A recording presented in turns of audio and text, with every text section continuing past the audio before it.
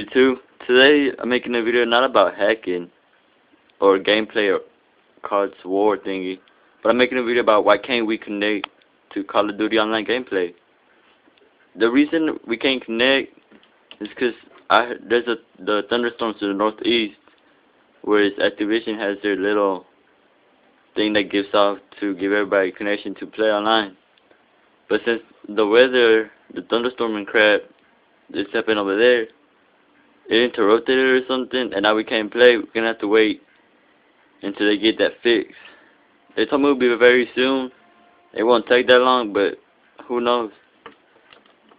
You can try as long as you want. You can't really connect to any profile. If you can, tell us how you did it or comment or something. But as far as I know, nobody can connect online. It doesn't matter how long you wait. I waited for like almost 30 minutes. They kept on saying please wait, but nothing showed up. So what we're gonna have to do is just wait, you guys, and see what happens. Or will Activision get their system fixed and stuff. Well, thanks for watching. Subscribe, like, comment, anything. And don't forget to check out my page. I upload videos daily. And join the cards. Thank you.